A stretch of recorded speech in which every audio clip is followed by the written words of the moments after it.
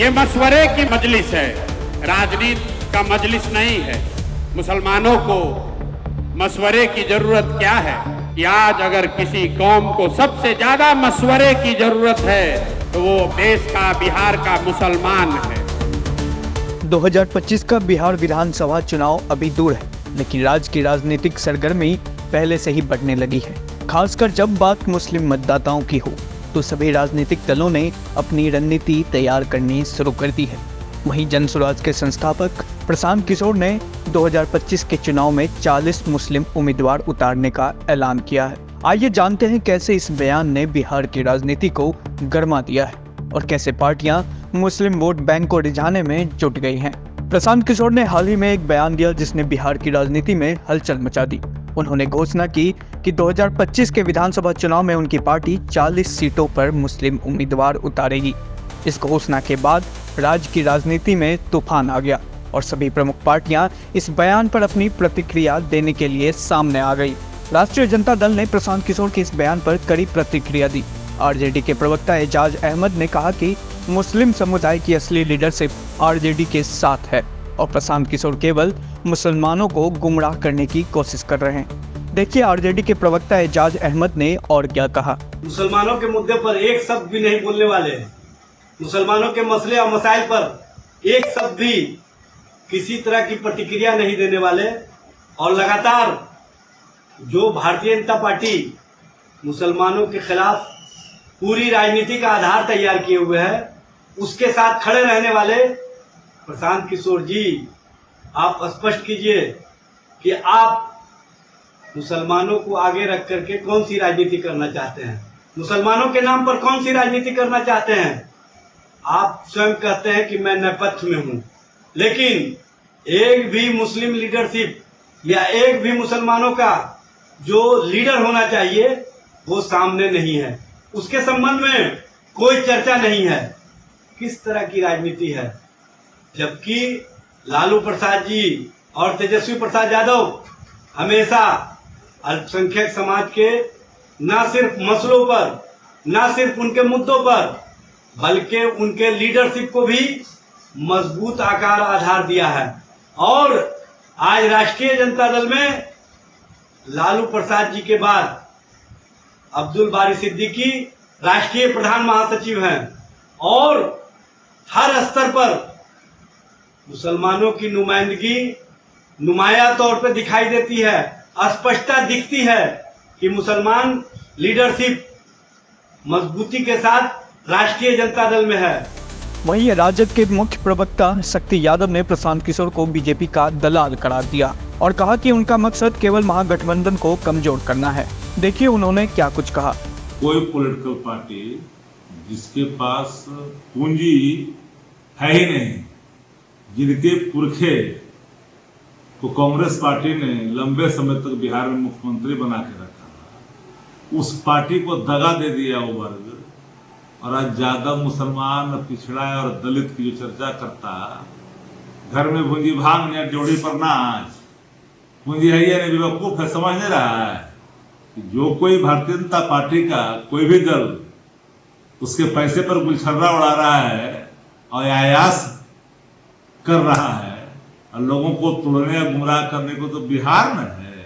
वो जानता है इन पात्रों को, जो दलाल किस्म के लोग हैं, जो राजनीतिक दलाली करते हैं, हर पॉलिटिकल पार्टी में काम करते हैं, डाटा चुराते हैं, डाटा बेचते हैं। और जहां जहां ऐसे लोग गए हैं दूसरे पार्टी के काम करने के लिए, डाटा चुरा करके भारतीय जनता पार्टी को दिया है, तो भाजपा का जो दलाल किस्म का जो पार्टी के रूप में समझता है कि हम पार्टी है, इन लोगों को जनता जब जाएगा गांव में तो सोटा लेके इतना दूर रख देगा कि फिर दिखाई पड़ेगा ये नहीं, पूंजी के नाम पर जीरो चले हैं, ज्यादा मुसलमान आकर पिछड़ा दलित किए हुए हैं। भारतीय जनता पार्टी ने भी इस विवाद पर तंज कसा है। बीजेपी के प्रवक्ता नीरज कुमार ने कहा कि जो लोग जाति और धर्म के आधार पर टिकट देने की बात कर रहे हैं उनका कोई खास असर नहीं होगा। देखिए भाजपा प्रवक्ता ने प्रशांत किशोर को लेकर और क्या कहा। जो पार्टी अभी बनी नहीं, जो पार्टी बनने वाली है, उस पर अभी से क्या कमेंट करना।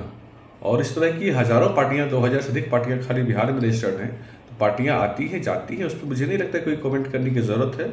कि जाति की बात करते हैं कि जिस जाति को इतना टिकट देंगे, इस समाज को इतना टिकट देंगे, करते रहे। बहुत पहले भी लोग ये सब बात करते रहे, इससे कोई फर्क नहीं पड़ता। वहीं कांग्रेस के एमएलसी समीर कुमार सिंह ने भी प्रशांत किशोर की रणनीति पर सवाल उठाए। उनका कहना है कि प्रशांत किशोर की इस घोषणा का असली मकसद महागठबंधन की वोट बैंक में सेंधमारी करना है। देखिए, वो जो भी उनकी रणनीति है, ये सारा रणनीति भारतीय जनता पार्टी तय करती है। उनका मकसद राजनीतिक सफलता नहीं है, बल्कि उनका मकसद है महागठबंधन के वोट में सेंधमारी करना। और इसीलिए लेकिन मुस्लिम समुदाय के लोग इस चाल को समझ चुके हैं कि ये मुस्लिम वोट को काटने के लिए, महागठबंधन को कमजोर करने के लिए भारतीय जनता पार्टी के इशारे पर ऐसा करने जा रहे हैं। इसीलिए वो कितना भी कैंडिडेट दे देंगे, अल्पसंख्यक भाइयों का वोट उनके पक्ष में जाने वाला नहीं है। जनता दल यूनाइटेड ने भी प्रशांत किशोर के बयान पर तीखी प्रतिक्रिया दी। जेडीयू के एमएलसी भीष्म सहनी ने कहा कि मुख्यमंत्री नीतीश कुमार ने मुस्लिम समाज के लिए कई महत्वपूर्ण कार्य किए हैं और मुस्लिम समाज के लोग उनके साथ बने रहेंगे।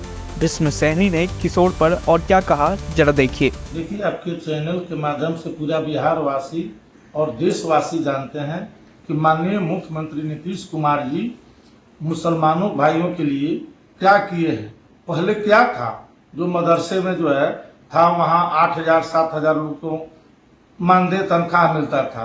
आज 32 से लेकर 80,000 रुपये तक जो है मिल रहा है। पूरे बिहार में कब्रिस्तान की घेराबंदी से हो, सांप्रदायिक सहवार जो है की बात हो, तो नीतीश कुमार जी ने जो काम मुसलमान भाइयों को लिए किया है, आजादी के बाद कोई मुख्यमंत्री ने नहीं किया है जो नीतीश कुमार जी ने मुसलमान भाइयों के लिए कहा है। रहा बात प्रशांत किशोर जी का, ये चुनावी मौसम में आए हैं और इनके झांसे में कोई मुसलमान भाई जो है नहीं आएंगे। वह नीतीश कुमार में विश्वास करते हैं और नीतीश कुमार के साथ रहेंगे। बिहार की राजनीति में मुस्लिम वोट बैंक हमेशा से अहम रहा है। प्रशांत किशोर के 40 सीटों पर मुस्लिम उम्मीदवार उतारने की घोषणा ने राजनीतिक दलों के बीच एक नई बहस को जन्म दे दिया है। जहां एक तरफ आरजेडी और कांग्रेस उन्हें भाजपा का एजेंट बता रहे हैं, वहीं दूसरी तरफ जदयू ने भी खुद को मुस्लिम समुदाय का सच्चा रहनुमा साबित करने का दावा किया है। आने वाले दिनों में बिहार की राजनीति में और भी ट्विस्ट और टर्न देखने को मिल सकते हैं। क्या प्रशांत किशोर की इस घोषणा से वाकई मुस्लिम वोट बैंक में बदलाव आएगा या फिर यह सिर्फ एक चुनावी चाल है, यह तो समय ही बता पाएगा। तब तक हमारे चैनल को सब्सक्राइब करें और इस मुद्दे पर आपकी क्या राय है नीचे कमेंट में हमें जरूर बताएं।